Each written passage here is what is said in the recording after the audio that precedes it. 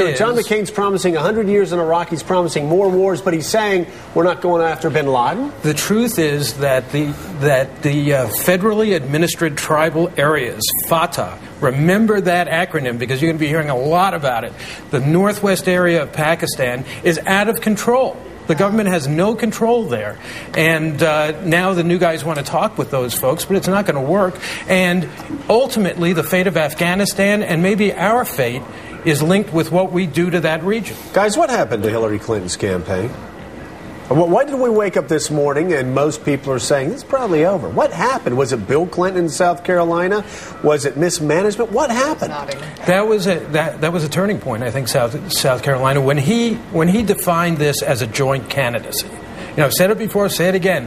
One-on-one, she seemed stronger than Obama. Two-on-one, she seemed weaker. And she's never gotten her legs back since he took over. Chris? I think it's when we watch these campaigns, and campaigns matter, we really look for previews of coming attractions. We look at Obama giving a great speech, and we say, this is going to be kind of a heroic era if he wins. This is going to be like Roosevelt or Kennedy or Reagan even. And when we look at the Clintons, we say, this is going to be the Bickersons again. This is going to be this strange confusion. Here's the thing about Bill Clinton. First of all, he's really smart. And so is Hillary Clinton. Obviously, I'm kind of condescending. They're really smart people. But when they stand in the same picture together, the two-shot, like you two together, it gets confusing. After all these years of knowing both of them, I'm confused when those two people stand next to each other. I'm confused about what it's about. What is this thing?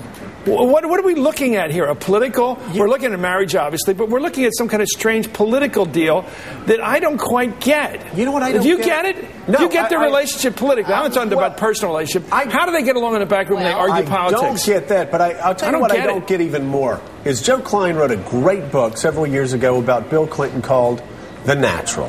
And we talked about how Bill Clinton in the 1990s was the natural, the best that we had seen on the political stage since Ronald Reagan. And why is he so lousy now? Why is he terrible? He is tone deaf. He has a tin ear. He has stumbled through Nevada saying, I saw voter suppression behind me. They were chasing me. And then he goes to South Carolina and says Barack Obama's black. I mean, he's done everything wrong. I mean, him sticking that finger in the face of an African American at a rally. What's wrong with this guy? Well, what's happened? Can I put on my novelist's hat here? Yes, please. Anonymous. Go ahead. No, you can't do anonymous anymore, so I have to do it publicly. That's okay. You know, consciously, in his mind, I think, her campaign is all about him. It's about vindicating him. It's his mulligan, isn't it? Yeah, it's his mulligan. He didn't get the right to drive first time. Give me another ball. Subconsciously, he's worried that she's going to turn out to be a better president than he was. Yeah. Because she has the discipline, and she's clever. Remember, she was the one, not him, who came up with the line, I still believe in a place called hope. And now in this campaign, she's running against a place called hope. Yeah, don't get your hopes up is a lousy campaign slogan. It is. Right. The whole grumpy Washington insider thing, for some reason, is not selling this year on the campaign trail. What I just don't understand, though, I just don't understand how Bill Clinton could be so tone Because, politics is so phenomenal. You can't predict it. I think that sometimes, the broken clock is right twice a day. Sometimes the wrong person wins because they just said the right thing at the right time. This campaign was about one thing: change. Yeah. That's what it's about. People feel we're in a rut in Iraq, a rut heading towards another war in the Middle East with Iran or somebody else. We're in a rut on every issue named. Every issue we talk about, we're in a rut on. We can't get out of it, whether it's Social Security, Medicare, climate change, the economy. But, Joe, is that all it's this about? guy says, Hillary Clinton doesn't say change. Hillary Clinton doesn't say change. She says, I can be smarter than Bush. I want his job, but I'll be smarter at it. People don't want to fill that job. Can I go back to Chris's now legendary interview with the state senator? That's in the book. Who they selected and put forward as their spokesperson. Right. We didn't pick this guy out. But this is the best they got. No, you don't have to. Don't play that kind of stuff with me. All right, I'm not coming to your defense. Yeah. The deal is this. The last senator we elected president, John F. Kennedy, was a lousy senator.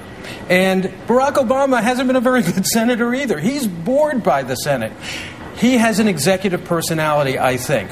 Hillary Clinton loves the Senate. She has said to me that she has never been happier in her life than her time in the Senate. She's going to be there a long time. She has a legislative personality, which is not a bad thing. She is really smart. She loves the details. Republicans like working with her. A lot of Republicans have great respect for her that work with her. And if this were a parliamentary system, she would go right to Prime Minister. Right to Prime Minister. In a parliamentary system where you deal with colleagues and you respect each other as peers, right to the top. But presidential politics is so different than anything else in American politics. It's about catching the phenomenon of the times and answering.